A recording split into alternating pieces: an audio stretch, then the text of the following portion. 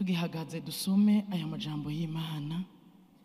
Turasoma icete ca mbere Paulo yandikiye Abikorinto igice ca 10 murongo wa 13. Haravuga ngo ntacabagerageje kitari ico umuntu yoshobora kwihanganira, ariko Imana niyo kwizigirwa, nizo bakundira ko mugeragezwa n'ibiruta ivyo mushobora, ariko hamwe n'ibibagerageza izobacira icanzo kugira ngo mubone ingene mushobora kuvyihanganira. Amen. Ariko uyu munsi reka twanze twibukanye ivyo twavuze yuko bizodufasha kunesha ibigeragezo. Icambere twaravuze ikijanye no kwanka gutega ubwoba n'ikigeragezo. Apana ko igeragezo kikugira kwitera bwoba ukakibona nk'akatabonetse, ukakibona nk'ahari ikintu kidasanzwe kiremereye gose. Uze wanke yuko ikigeragezo kikugira ko itera bwoba. Ico cari cambere. Ikigira kabiri nugutahura kw'ibigeragezo, nugutahura ibigeragezo bikuza ko wewe kenshi witegurire guhangana navyo. Vya bindi bikunda kukuzako, kuko ibikunda kutuzako si bimwe kuri twese. Kumbure hari ugeragezwa ni telefone, uwundi telefone ataco imubwira, itelefone kuyiheba bimworohera, ariko hariho umuntu hanatoheba itelefone umunsi wose canke imisi ibiri, ukamenya ngo jewe burya kubijanye ni telefone harimwo ikigeragezo kingora. Uwundi hari itelefone kumbure ntacimubwira. Wewe ukwiye kumenya mbega ahantu nkunda guteregwa ni hehe, ikigeragezo kinza ko kenshi ni ikihe.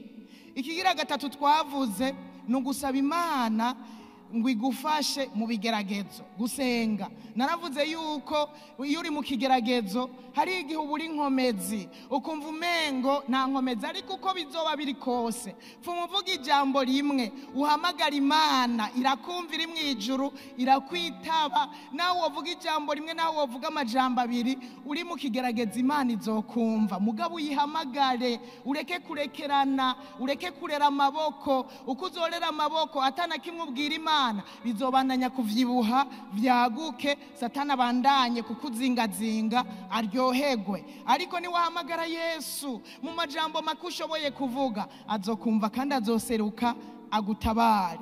Ikigira kane twahereje kubutaha cavuga ngo shira umutima ku kindi kintu. Twavuganye yuko ukwiye gushira umutima ku kindi kintu. Nukuvuga hari wari ufise ikigeragezo ukakirengera ukiyumvira ibindi vyiza, ibishimwa, ivy'ukuri, ibitunganye, ibigororotse. Ivyo akaba ari vyo twiyumvira, ukazana ibintu vyiza, ukazana amayimaje y'ibintu vyiza, vya bindi ukabirojeta. Kuko utabikoze uko niwe ama vya bigeragezo bizobandanya bize bigerekerane. Murabizi iyo tugiye kuryama niho nivyo twiriwe mu munsi wose biza bikaza. Cya igeragezo kizoza kivyibuhe, kikubuza itiro, minwe igere, sasa bigere, usange wabuze itiro, uvyusa umenetse umutwe, ugware biciye muri uko kuntu cyakubujije itiro.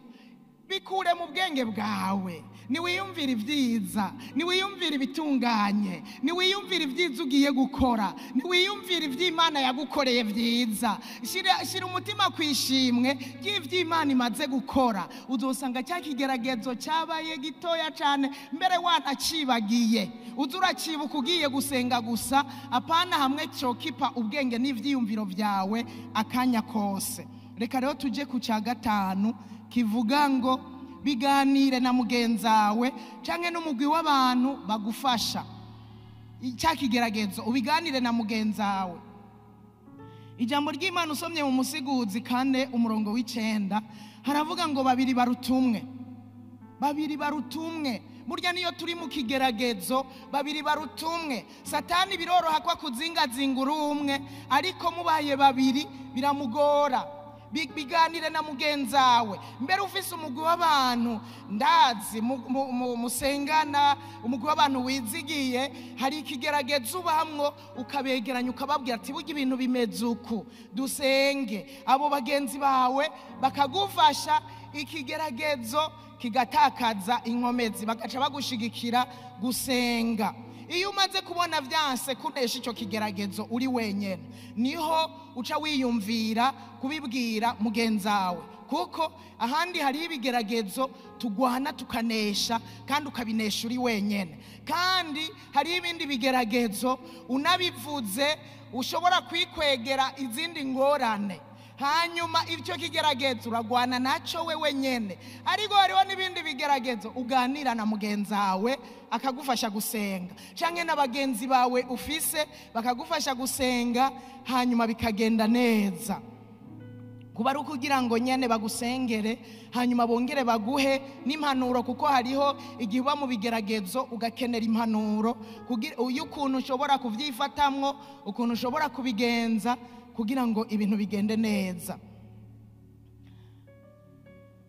Gukura kwawe rero ko mu buryo bw'imwemu n'umwidegembyo wo mu Mana ntushobora kubigeramwo abandi batabonetse. Burya ubuzima bwacu ngaha mw'isi urakeneye abandi, ndakeneye. Burya noneho gukura mu buryo bw'imwemu uzokwisanga ukeneye abandi, kuko uzokenera abigisha, ukenere abatanga impanuro mu vy'Imana, ukenere abavugishwa, uzosanga ukeneye abandi benshi. Rero ugukura kwawe mu mwemu n'umwidegembyo mu vy'Imana urakeneye abandi. Nico gituma nariko ndavuga muri runo rugendo, ni wahura n'ibigeragezo uzogende wibuka ko ukeneye abandi. Haleluya.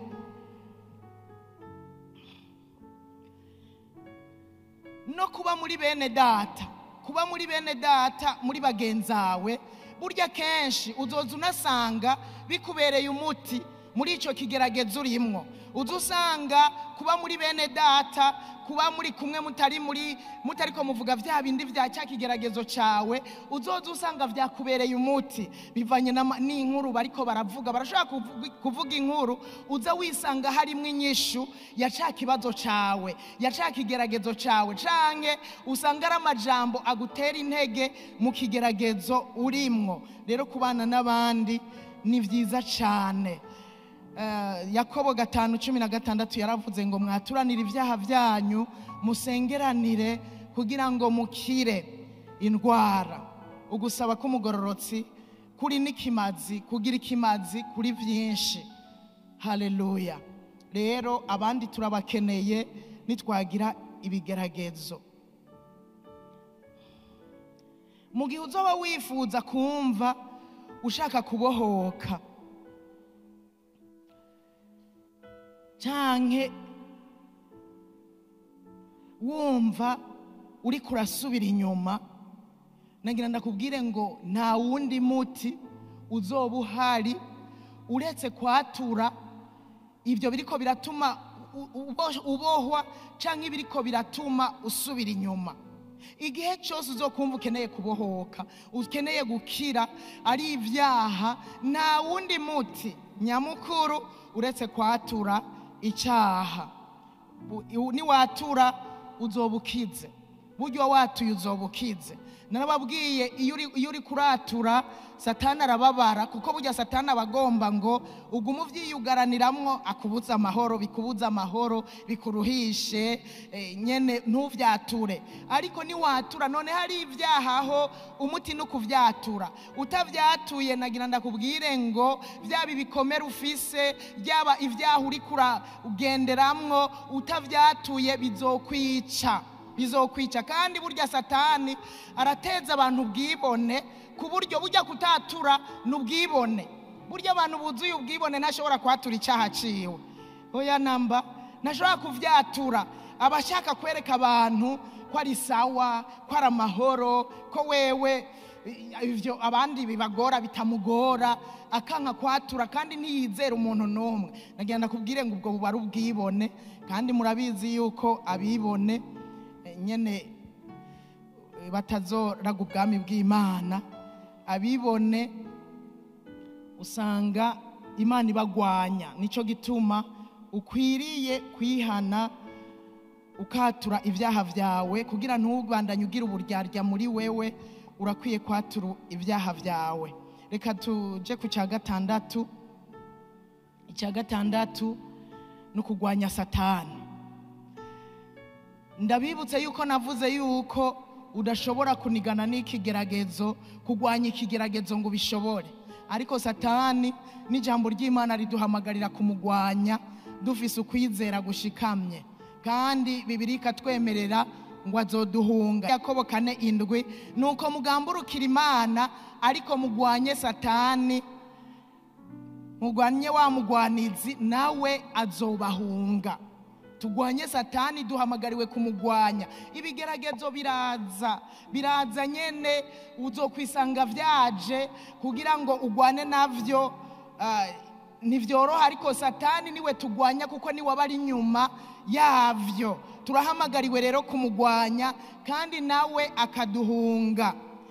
Inyuma yo guca bugufi rero, hahandi ugaca bugufi ukihana, ugaca bugufi bwa bwibone bwakuweho, hanyuma ugaca bugufi, nagira ndakubwire ngo uca wiyegurira Imana,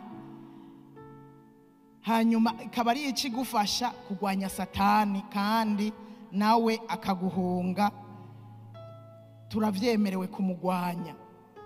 Umenye neza yuko utamugwanije we wazokugwanya. Nitwicara tukararama, ukararama, utamugwanije we wazokugwanya. Rero tubeho tuzi ngo Satani arahari kandi aratugwanya, nawe tubonye akayira yinjiranyemwo tumugwanye dufise ukwizera gushikamye yuko aduhunga, kandi vy'ukuri azoduhunga mu izina rya Yesu Kristo. Twibukanye yuko ubuzima rukristo ni intambara. Ni intambara tugwana na babakuru n'abafise ububasha n'abaganza iyi si y'umwiza. Nico gituma abakristo bagereranywa n'abasoda. Abasoda bariho, nurumva ubuzima rukristo, abakristo batugereranya n'abasoda. Pawulo aho yanditse hose mu isezerano rishasha yatugereranya n'abasoda. Abasoda rero baseruka mu ntambara, baraseruka mu ntambara. Hanyuma rero nukuvuga ngo yuko abakristo tuba turi mu ntambara, tugenda tugwana na Satani. Rero birasaba yuko Satani tumugwanya. Mbega twomugwanya gute Satani? Tumugwanye ikintu ca mbere twambaye inkofero y'agakiza. Mu yandi majambo, ikintu ca mbere dusabwa ca mbere nukwakira Yesu. Umenye yuko utarakira Yesu nk'umwami n'umukiza uzobura uneshwa, kuko bisaba ko tubanza kwakira Yesu yanesheje Satani, yamunesheje kugira ngo abe muri twebwe, yama dushoboza kugwana tunesha. Haleluya. Rero bidusaba kubanza kwakira Yesu nk'umwami n'umukiza. Aya majambo ari mu Banyefeso 6:17 ngo mwabire inkofero y'agakiza. Ikigira kabiri bo ni inkota ya mwemu, niyo jambo ry'Imana. Ikigira kabiri dusabwa kugendana ijambo ry'Imana. Inkoho zacu nukuba wambaye kaske, bo bambara kaske mu mutwe kugira ngo nikibare cyaza gitumbereye umutwe nikigira ico kibagira. Igisoro nicaza gitumbereye umutwe nikibamena umutwe. Natwe kaske yacu, inkofero yacu twambara twikingiriza n'agakiza. Tugende twambaye agakiza. Burya duhuye n'umukozi wa Satani, arashobora kubona yuko tutavogerwa, arashobora kubona yuko imyampi ariko ararasa itadushikako kubera duhagaze neza mu gakiza. Haleluya. Tugendane rero agakiza, duhagarare neza mu gakiza, ariko kandi tugendane inkota y'ijambo ry'Imana, inkota ya mwemu ariyo jambo ry'Imana. Haleluya. Ndasaba ngo ibi bintu nituvyirengagize, nivyankenegwa kugira ngo dushobore kunesha Satani. Haleluya. Ndero birashoboka cyane birashoboka cyane ko twemereye umwami Yesu tukamubwira ngo ego Yesu tukamwakira. Rero biroroshe kubwira ngo Satani oya, kuko hajya tumwakira tuvuga ngo ndahakanye Satani n'ibikorwa vyiwe vyose, kandi vy'ukuri wakiriye Yesu uba uhakanye Satani n'ibikorwa vyiwe vyose. Niyagaruka akakuzanira vya bindi umubwire uti ndakumenyesheje yuko wewe naguhakanye, ubwire Satani uti oya. Niyaza akakongorera ibatoya umubwire utoya, niyaza akakongorera ibintu umubwire utoya, jewe narabwiye ego Yesu. Rero warabwiye Yesu ego, biroroshe kubwira Satani oya, kuko haba hariho uwundi mugabo turiko turajana tubwira ego, ajana natwe kandi agenda tuneshereza. Haleluya. Ata Kristo ntuba ufise ikigukingira, ntuba ufise ikigukingira na gatoya. Rero Kristo tumwimike mu mitima yacu, kaburi hano utarimika Yesu nk'umwami n'umukiza. Nagira ndakubwire yuko kugira ngo unesha Satani biragoye, na twebwe turi muri we deja ni intambara tugwana, ariko kandi duhamagarirwa kugwana tunesha. Ibyo turabishika ko hepfo gatoya. Hanyuma ijambo ry'Imana ribe muri twebwe rigwiriye. Ijambo ry'Imana riri n'ubushobozi cyane. Yesu mu kugwanya Satani yamugwanishije ijambo, yamubwira ngo handitswe ngo. None natwe ijambo ry'Imana ribe muri twebwe. Satani niyahaguruka tumubwire ngo handitswe ngo, ijambo ry'Imana rivuga ngo, niho tuzoba abanesha. Rero ijambo ry'Imana rifise ububasha. Iyo Satani abona uri mu ijambo ry'Imana aragutinya. Kubw'ivyo rero tugira ijambo ry'Imana rigwiriye cyane muri twebwe. Tugira ijambo ry'Imana rigwiriye, niho Satani azotubona agatinya akagira ubwoba. Reka tugende ku kindi kivuga ngo intsinzi yamaho y'umukristo. Burya birashoboka ko twama turabanesha. Ni bande bemera ko bikunda ko twama turabanesha? Burya umukristo ahamagariwe kwama anesha, nta gwitwazo na rumwe, kuko Yesu yaratahukanye intsinzi, ari we twamize twebwe. Nico gituma umukristo wese ashobora kwamanesha. Ico nico ukwiye kumenya yuko ko Yesu yatahukanye intsinzi, akanesha Satani, mbere akamanuka n'ikuzimu, akamwaka urufunguruzo rw'urupfu na kuzimu. Yaramukandagiye twama tubiririmba ko Yesu wacu yanesheje. Vuga ngo nanjye negerezwa kwama ndunesha, negerezwa kwama na victoire iri constante. Ndi mu gihugu nari mu gihugu, haba uko imisi irengarengana negerezwa kwamana intsinzi. Haleluya. Hariho rero imfunguruzo twokoresha kugira ngo twame mu ntsinzi yamaho, twame mu ntsinzi. Hari imfunguruzo twokoresha. Urufunguruzo rwa mbere, utegerezwa kumenya ko twamaze kuronka intsinzi. Niko rufunguruzo rwa mbere, ukamenya ko twamaze kuronka intsinzi. Reka dufate muri kino gihe abasoda nk'ubakarorero, bakarungika abasoda, umugwi w'abasoda bakabarungika muri Kongo, bakabarungika ibuvira. Mugabo bafise inkuru yuko basoda bagenzi babo bamaze gufata Uvira. Baca bagenda gute? Baca bagenda nabo babizi ngo ibyo ari byo byose tugiye mu ntsinzi, tugiye kubafasha guserebra, tugiye mu ntsinzi. Rero natwebwe uri umukristo n'utarakira Yesu aza kumwakira uno munsi, umenye ngo uzoba wakiriye uwatsinze. Ko wakiriye uwatsinze rero, ko Yesu yatahukanye intsinzi kandi akaba ari muzima uno munsi, ntiyapfuye ngo ahere mu mva, ni muzima. Yesu twakiriye ntiyapfuye, ni muzima. Nawe utegerezwa kumenya ngo intsinzi irahari, ndayigenderamwo. Ivyo bimenye narabivuze n'ubwa mbere. Satani kigwanishwa afise anezerererwa nukukubona utazi kuhakuru wanesheje, kuko ubona atazi yuko ugendera mu ntsinzi, satani biramunezera, aho aba yamaze kukunesha kera. Ariko umuntu azi ko yanesheje kubera Kristo nawe yanesheje, uwo nawe aba yamaze kunesha satani. Rero birababaje kubona umukristo adatahura icari nico yakiriye mu rupfu rwa Yesu Kristo.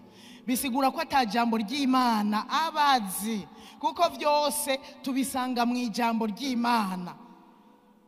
Muraza gusoma muri Hoseya wumve 4:6, niho Imana yari ibabajwe cyane, iravuga ngo abantu banje baranduwe no kutagira ubwenge.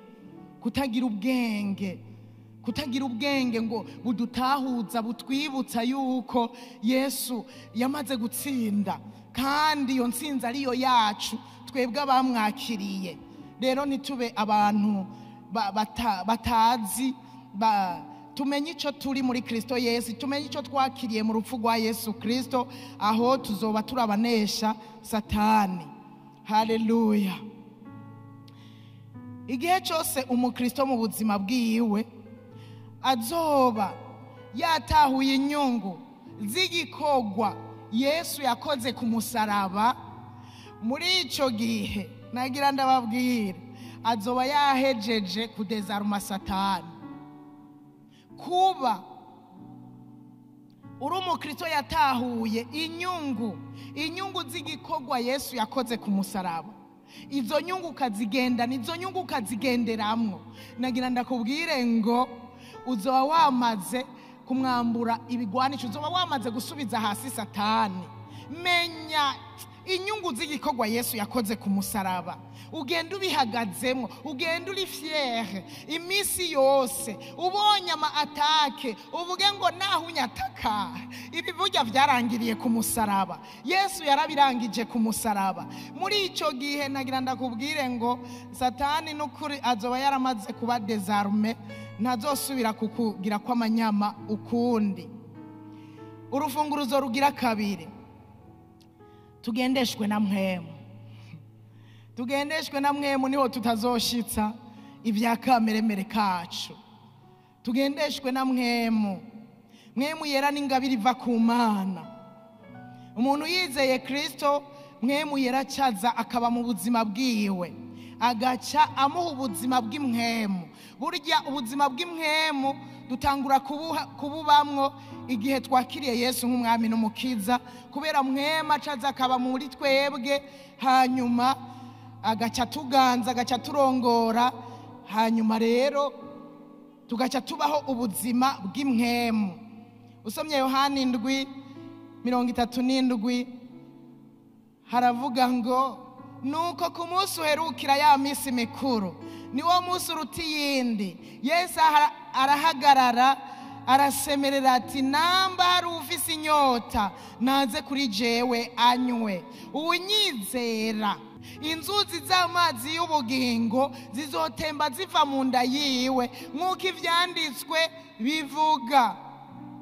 Ariko ivyo yabivuze kuri mwemu uwabamwizera bagira bahabwe, kuko mwemu atari bwatangwe muri ico gihe, kuko Yesu atari bwashike mu bwiza bwiwe. Ubu mumenye ngo Yesu yarashitse mu bwiza bwiwe, mwemu yera yaratanzwe. Twebwe uyu munsi n'ukwizera Yesu, hanyuma mwemu yera agacaza akaba muri twebwe, biri automatique kuko mwemu yera yaratanzwe. Na ico gihe naho Yesu yavuze ngo unyizera, akanyizera gusa, inzuzi z'amazi y'ubugingo zizoca zitemba ziva mu nda yiwe. Rero kumwizera biduhesha ubuzima bw'imwemu, mwemu yera kubera caza akaba muri twebwe. Murasoma no mu Vyakozwe n'Intumwa 2:38, twarahawe ingabire ariyo mwemu yera. Mwemu yera rero n'ubushobozi bushasha budasanzwe buba bwinjiye mu mukristo, n'ubushobozi budasanzwe buba bwinjiye mu mukristo. Nukumenya yuko ufise mwemu yera, umenye ngo ngendana ubushobozi. Ariko kandi dusabwa kumvira uwo mwemu yera, tukemera uburongozi bwiwe mu buzima bwacu bwa buri munsi. dutegerezwa kumwumvira tukemera n'uburongozi bwiwe. Mu yandi majambo dutegerezwa kugenda, burya ikigaragaza yuko wumvira mpwemu yera kandi ugenda wemera uburongozi bwiwe nukwama ivyamwa vya mpwemu yera mu buzima bwacu bwa misi yose. Bakabona ivyamwa, rwa rukundo, ya mahoro, wa munezero, kwa kugira neza, bwa bugwa neza, za ngeso nziza, kwa kwirinda, bwa bwizigirwa, kwa kwihangana. Ivyo vyose abantu bakagenda barabibona muri wewe, bazomenya bati umuntu abayeho ubuzima bw'imwemu kandi n'umuntu yumvira mpwemu, n'umuntu arongorwa na mpwemu. Twemere rero turongorwe na mpwemu, niho tudazoshitsa ivya kameremere kacu kifuza ngo dusange twabikoze, ariko tuzogendeshwa n'uwo mpwemu, tugende twama ivyamwa vya mpwemu yera. Urufunguruzo rugira gatatu, utegerezwa kumenya ukuri kubijanye n'ibigeragezo. Kumenya ukuri kubijanye n'ibigeragezo, iki kintu narakivuze ko ukuri kubijanye n'ibigeragezo nukumenya ngo kugeragezwa si icyaha. Icyaha ni mu gihe wemeye ko ikigeragezo kikunesha.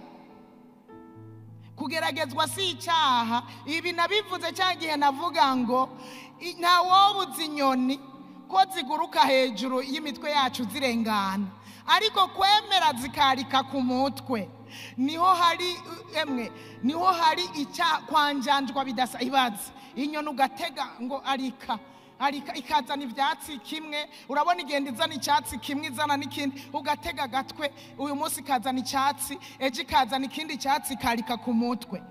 Urumva aho twoba twanjanjwe bidasanzwe. Ikigeragezo ukwiye kumenya ngo si icyaha kuko biraza nyene dusanga vyaje, ariko icyaha ni muri cya gihe wemeye ikigeragezo kikakunesha. Imana idufashe cyane. Wemeye ikigeragezo kikakunesha, nyagira ndakubwire ngo aho nyene uzoba nyene uneshejwe.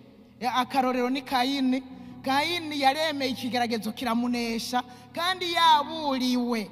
Abarundi bavuze cyitwa cyaburiwe ni mpongo. Rero kubona turaburirwa na twebwe burya niko Imana itubwira. Ijambo ry'Imana rirahari, ubutumwa bwiza bwama bwavuzwe, ariko ugasanga ejo bimwe batuburira ko umuntu abiguyemwo, ibindi batuburiye ko umuntu abiguyemwo.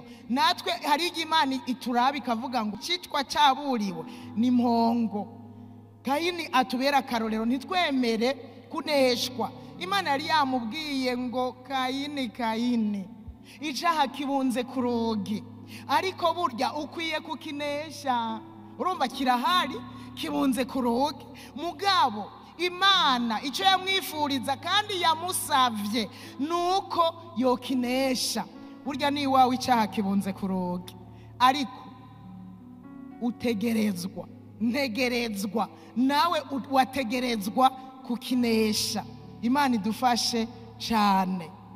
Uko rero niko gutahura ibijanye n'ibigeragezo. Urufunguruzo rugira kane, gutahura ibijanye n'ibigeragezo, umenye ko atari icyaha, ariko utategerezwa kwemera ko kikunesha ikigeragezo.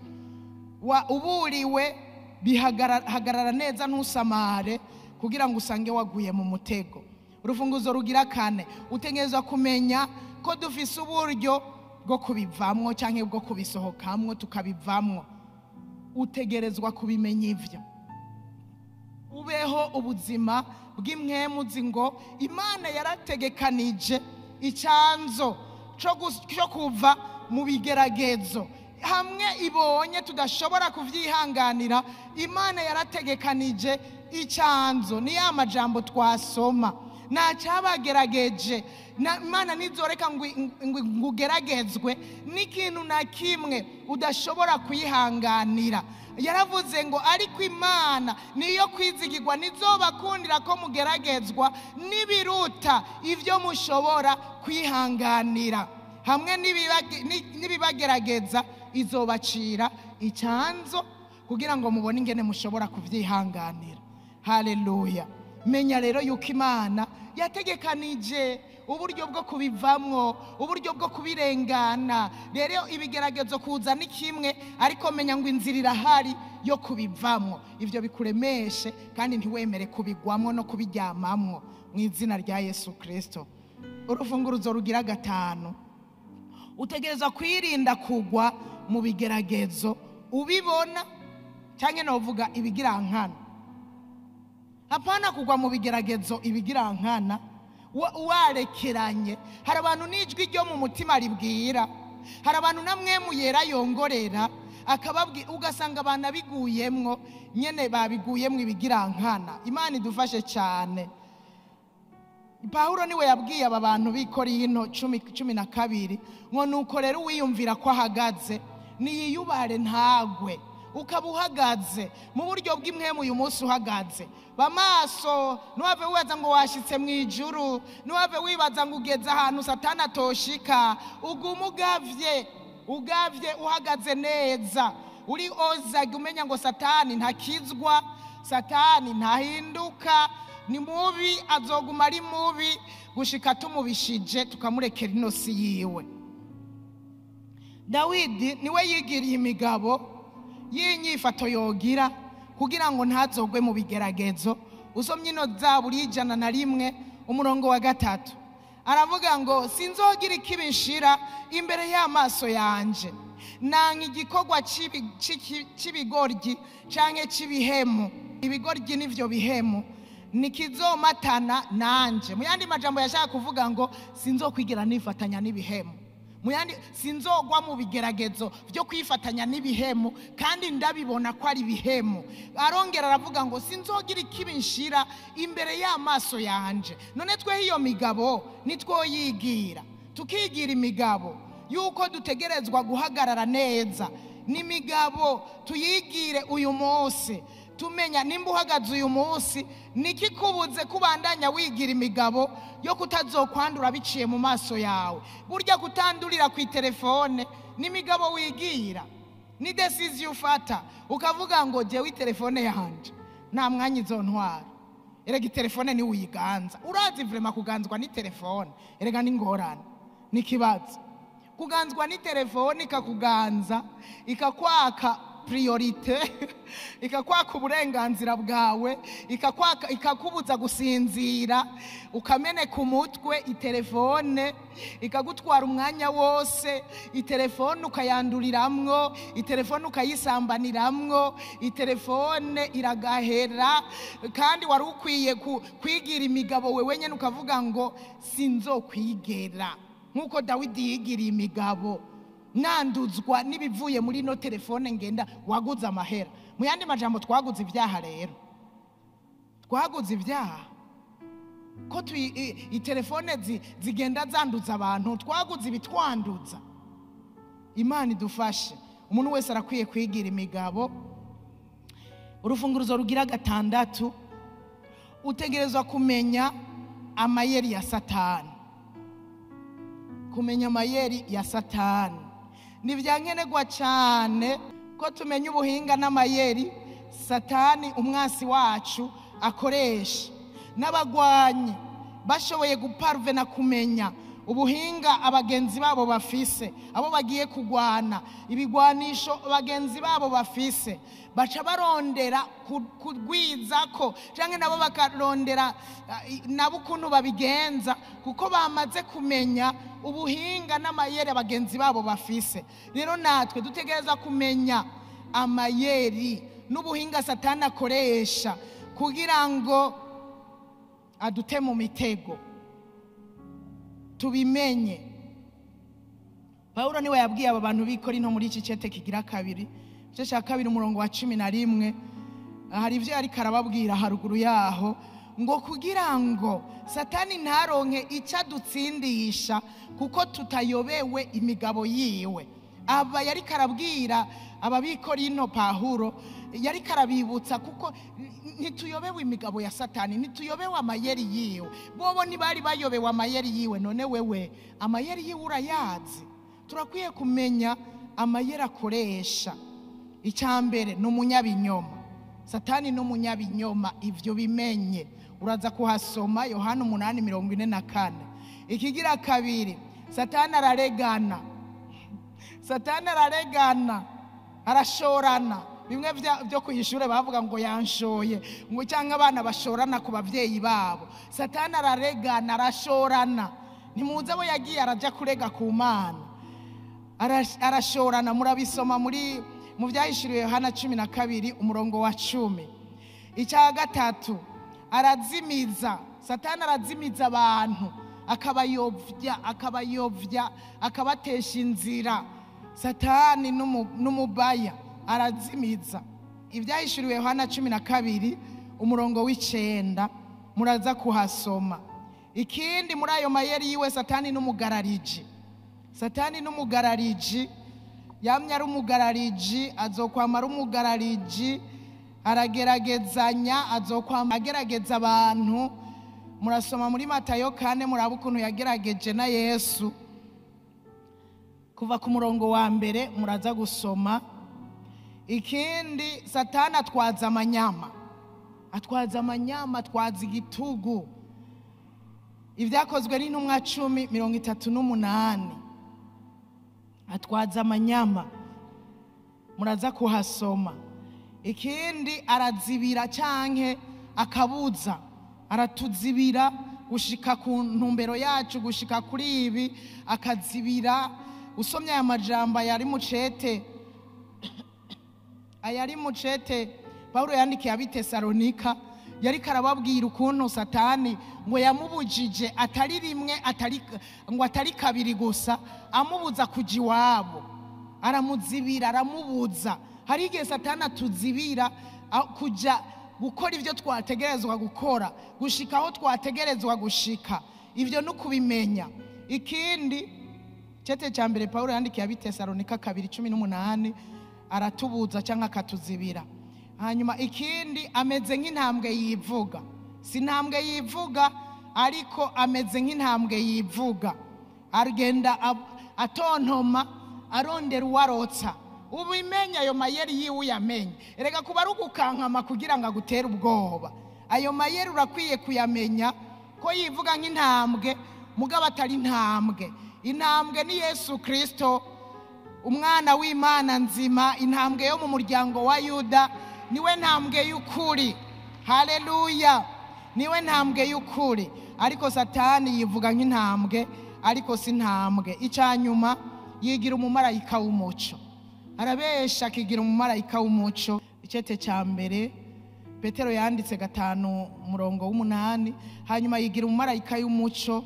Ni icete kigira kabiri Paulo yandikiye ab'Ikorinto 11 umurongo wa 14. Menya neza, nk'abakristo duhamagariwe kuba mu buzima bwo kunesha. Vuga ngo amen. Nk'abakristo duhamagariwe kuba mu buzima bwo kunesha.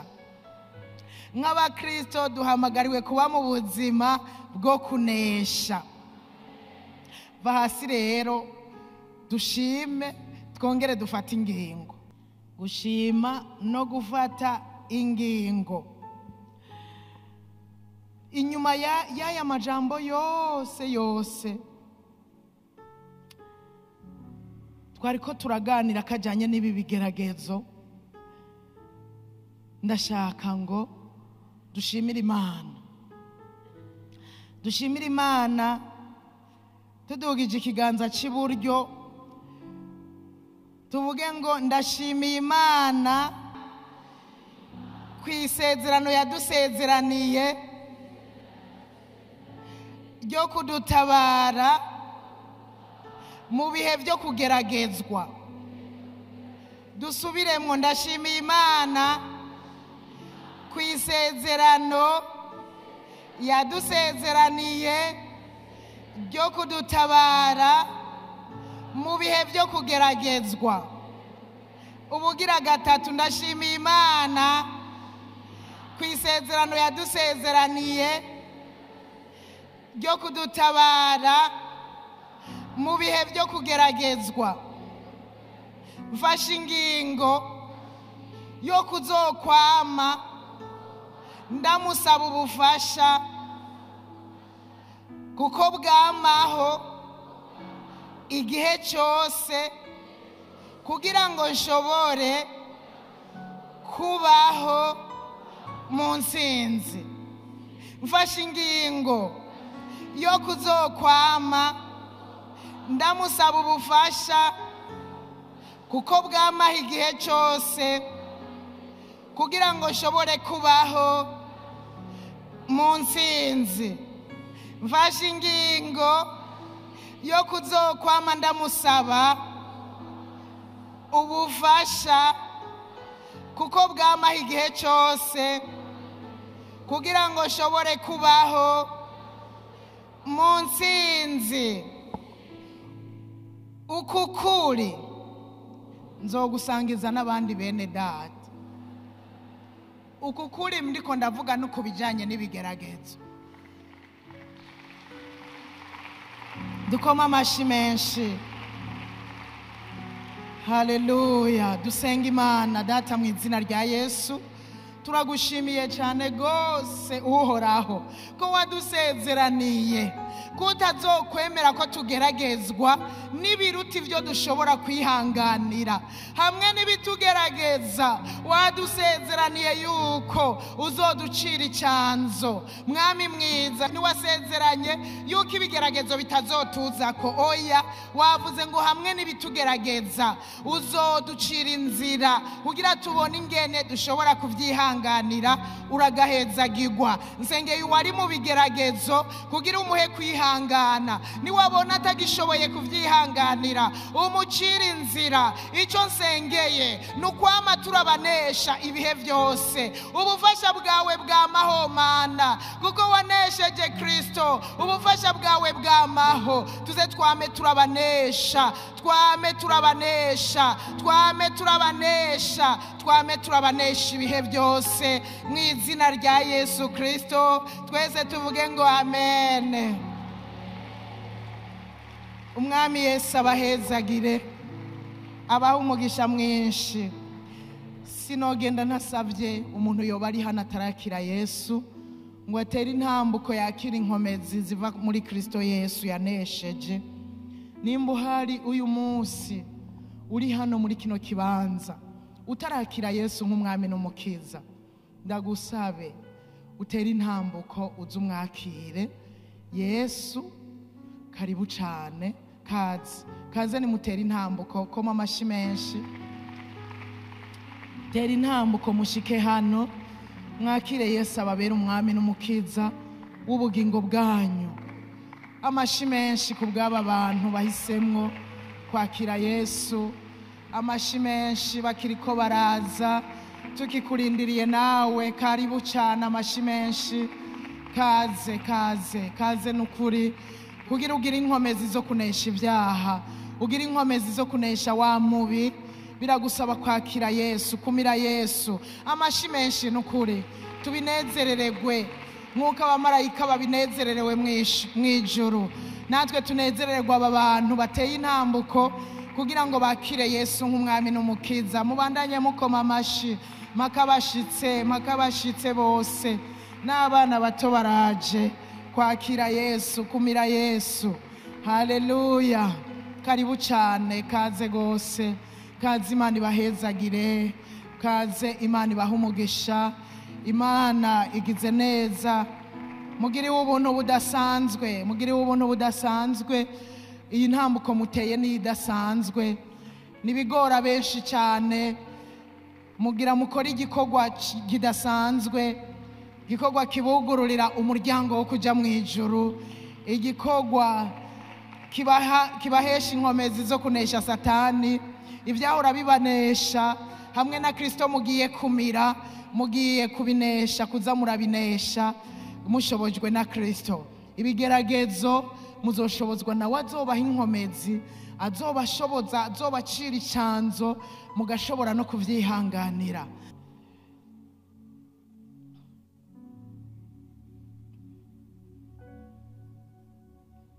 Nagira nsabe n'abariko baratwumva ku buhinga ngurukana bumenyi bakeneye kwakira Yesu nk'umwami n'umukiza, nabo nyene bifatanye n'aba bari hano, musubire mwaya majambo kuko umutima niwo mwizeresha, hanyuma mukaturisha kanwa ko Yesu ari umwami akongera akaba umukiza, muri icyo gihe muca muhinduka abakizwa, kandi ntibize byigere bibatera isoni kwitwa abakizwa.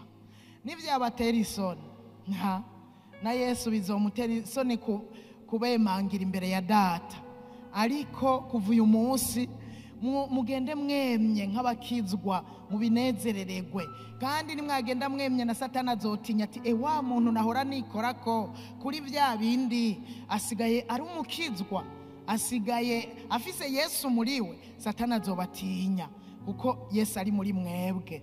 Muzovuge Yesu ari mu mutima, kandi bice bibafasha no guhindura ingendo, guhindura ingeso, niho muzobabanesha. Subiramwe aya majambo, muvuge ngo Mwami Yesu.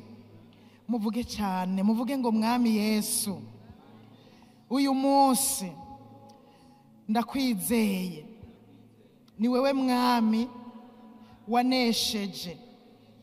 Uyu munsi uri muzima, abakwizeye nabo bagendera mu ntsinzi. Kubw'ivyo ndahisemwo kukwakira ngo umbere umwami n'umukiza w'ubugingo bwanje. Kuva iyi saha nunyandike mu gitabo cy'ubugingo, mfutwe mu gitabo kwa Satani. Ndasabye imbabazi kubw'ibyaha byose nahora ngenderamo, ndiyemeje kubihagarika, kandi ko wanesheje nanje ndazi kuzonshoboza nkabinesha. Urakoze Mwami Yesu, kugiye kubana nanje nkabunesha mu rugendo ntanguye uyu munsi rwo kuja mu ijuru. Amen. Amashi menshi. Ishengero ryose mumfashe dusengera aba bantu bahisemwo kwakira Yesu. Ni intambuko idasanzwe, ni intambuko nziza, ni intambuko y'umugisha, ni intambuko yo kunesha, ni intambuko y'ubuzima. Baravutse aba bose ubu mubona ngaha n'utubebe, ubu mubaye utubebe two mu buryo bw'impwemu, mubaye utubebe murabizi ko tudasubira gukubagana. Utubebe bararyamika hanyuma bakaza kuvyura bagahibera. Rero ntimuzosubire gukubagana, ntimuzosubire kubesha. Nta mubebe murumva beshe ntabaramenya no kuvuga. Ntimuzosubire kunywa inzoga, eka nta mubebe aja mu kabari. Ntimuzosubire mu kabari. Ubu mubaye utubebe twiza cyane, mugende mubeho nk'utubebe. Nyene n'ukubonye hamwe kubaza ati habaye iki, uti ndakabebe ubu ntungore, ndakabebe ko mu mwemu, ntungore. Abagenzi nibakubaza ati ubu je nibereye akabebe, ntunzanire amajambo, ntunzanire vya bindi vya kera, nibereye akabebe ko mu mwemu. Muga akabebe karakenera ibere naryo ry'umukristo ni ijambo ry'Imana. Muhamagarirwa kuza mu nzu y'Imana kugira ngo muronke ijambo rizobakuza, mugakura mukava ku bubebe, muhama mukarya, mukava kwibere, mugafungura imfungurwa, hanyuma mukarya ibigufa, hanyuma namwe mukageraho mugaburira abandi. Ibyo nibyo ndabifurije mu izina rya Yesu, kuzokura neza. Data, mu izina rya Yesu Kristo, aba bantu bakwakiriye nk'umwami n'umukiza, ndabashize mu biganza vyawe. Bagirire neza iyi ntambuko bateye, uru rugendo batanguye. Ndabasengeye mu izina rya Yesu ngo utangurane nabo uru rugendo. Kristo Yesu bamize, ubafata ukuboko muri runo rugendo, ubagendeshe neza, inyota y'ivy'isi yose ihere mu izina rya Yesu. Ibyo bahora banyotegwa ntibazosubire kubinyotegwa ukundi. Banyotegwe ijambo ryawe, banyotegwe kuba mu nzu y'Imana, banyotegwe kuba ahabera bari mu izina rya Yesu Kristo. Mwemu yera, ganza imitima yabo, ivyamwa vyawe bibe muri bo. Kuva iyi saha nyene amahoro nabaganze, umunezero wa mwemu yera ubaganze, amahoro ya mwemu yera abe muri bo, urukundo rw'Imana Data wa twese rube muri bo, ubugwaneza, ingeso nziza, kwirinda, kugira neza, kwihangana mu izina rya Yesu Kristo. Ubwiza kwizigirwa nibibe muri bo bigwiriye mu izina rya Yesu Kristo. Ibya kera ntibisubire kubaganza ukundi. Amaraso ya Yesu nabeze ico y'ivyaha byose bahora bagenderamwo bababera nkuko nawe uruwera, hanyuma bagira umwidegembyo muri wewe, bagire n'amahoro muri wewe, bagubwe neza. Urakoze. Bame banyotererwa kuba mu nzu yawe kugira ngo baronke ijambo ribakuza ribashitse mu izina rya Yesu, kugutahura ivy'ukuri byose. Urakoze, turagushimiye, tugukomera amashi. Urabagirira neza, ubarongore baze bagira iherezo ryiza. Tubisenze twizeye mu izina rya Yesu Kristo. Amen.